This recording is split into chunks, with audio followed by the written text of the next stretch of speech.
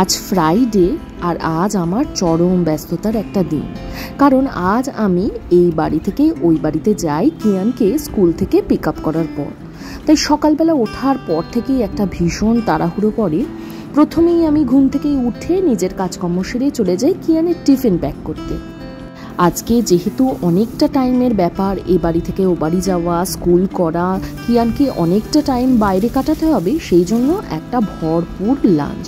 তার মধ্যে শুক্রবার একটু ফ্যান্সি ফুড তো দিতেই হয়, সেই জন্য হেলদি অপশান ভুলে আজকে একটু বাচ্চাদের পছন্দ মতো খাবার, একটা হলো পাস্তা আর তার সঙ্গে একটু স্যান্ডউইচ দিয়েছি। আর এই টিফিন বক্সটা খুব পছন্দ হয়েছিল কিয়ানের, অনেক দিন ধরে বায়না ছিল এইটায় করে টিফিন নিয়ে যাবে। দেখুন কি সুন্দর বার্গারের মতো দেখতে টিফিন বক্সটা, আমারও বেশ পছন্দ লাগে। কিন্তু যেহেতু মেটেরিয়ালটা প্লাস্টিকের, ওই জন্য পাস্তাটা যেহেতু হালকা হলেও গরম ছিল, সেই জন্য আমি একটা স্টিলের বাটির মধ্যে বসিয়ে সেটা দিলাম। তার সঙ্গে দুটো স্লাইস বেশ ভালো করে স্যান্ডউইচ বানিয়ে দিয়েছি, কারণ ওই বাড়ি পৌঁছতে পৌঁছতে প্রায় বিকেল অনেকটাই গড়িয়ে সন্ধ্যের কাছাকাছি চলে আসে। সেই কারণে স্যান্ডউইচ আর তার সঙ্গে ওর পছন্দের কিছু কেক, কুকিজ এরকম টাইপের। ব্যাস, কিয়ান মহারাজের বার্গার টিফিন বক্স একদম রেডি। এদিকে রোজ একঘেয়ে সেদ্ধ ভাত খেতে খেতে কিয়ানের একদম ভালো লাগে না, সেই জন্য সকাল সকাল বানিয়ে নিয়েছি সাদা আলুর চচ্চড়ি আর একদম গরম গরম খুব পাতলা করে দুটো রুটি। আজকেও রুটি খেয়ে স্কুলে যাবে। তাহলে বুঝতেই পারছেন সকালবেলা আজ কি তড়িঘড়ি ব্যাপারটা পড়েছে। রুটি রেডি, এখানে সাদা আলুর চচ্চড়ি, সঙ্গে একটা ডিম সেদ্ধ, আর তার সাথে একটা চা নিয়ে আমি চলে গেছি মহারাজকে ঘুম থেকে তুলতে। তার মধ্যে কিয়ানের আবার চলছে পরীক্ষা, সব মিলিয়ে একটা বিশাল গোলমেলে ব্যাপার। ডামাডোল। ঝেঙ্কু ওঠো, আজকে তো উইকেন্ড, চলো আজকে যাবো তো, ওই বাড়ি যাবো তো। ফ্রাইডে আছে তো, একটু গুড মর্নিং করে তাকাও। অনেক কষ্টতের পরে অনেক এফর্ট দিয়ে তাকে তুলে রেডি করে স্কুলে পাঠিয়ে দেওয়া হলো। স্কুলে পাঠিয়ে দেওয়ার পরে তাড়াতাড়ি আমার ব্রেকফাস্টটা সেরে নিয়ে অন্যান্য কাজগুলো সঙ্গে গোছ গাছ অনেকটা সারতে হবে, কারণ যেহেতু জিনিকে আমি নিয়ে যেতে পারি না, দাদু ঠাম্মির কাছে থাকে, সেই জন্য জিনিরও কিছুটা ব্যাপার গুছিয়ে দিয়ে যেতে হয়।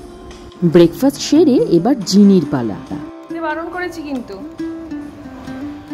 খাবে না, তুমি তো দুষ্টু করেছো, একদম খাবার খাবে না। তুমি হিসু করছো তো যেখানে সেখানে, লেজ নেড়ে কোনো লাভ নেই, কোনো লাভ নেই লেজ নেড়ে। দুষ্টুমি করলে পানিশমেন্ট পেতেই হবে। খাবে না তুমি আজকে। এইবার সেই টাফ কাজটা আমাকে করতে হবে। দেখুন কাজটা কি। সোনা বাবা হয়ে থাকবে, হ্যাঁ, দুট্টু করবে না। আমি কিয়ানকে নিয়ে চলে আসি, দুট্টু করবে না, হ্যাঁ, কালকে চলে আসবো, কালকেই চলে আসবো, চিৎকার করবে না।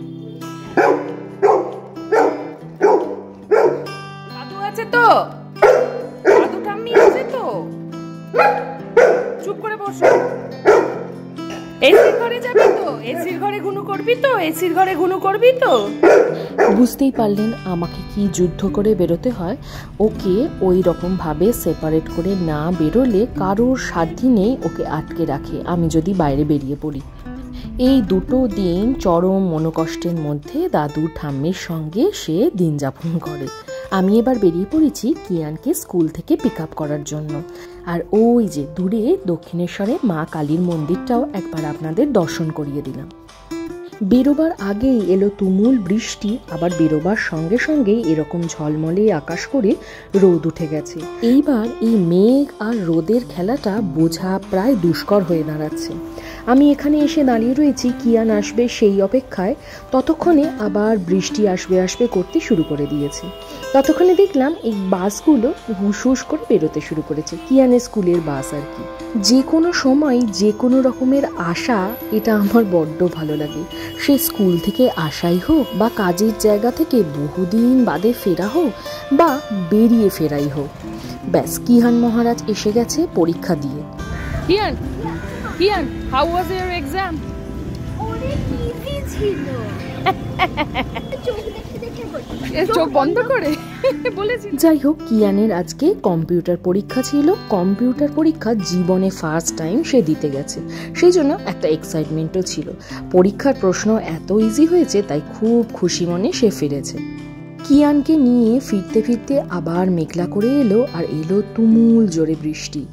গাড়ির এই জলে ভেজা জানলাগুলোর ভেতর দিয়ে জলছবির মতো রাস্তাঘাট দেখতে বেশ লাগে। কিন্তু আসলে বৃষ্টির রিলেটেড যে কোনো ব্যাপারই আমার ভীষণ প্রিয়, কারণ বর্ষাকালটাই যে আমার ভীষণ প্রিয়।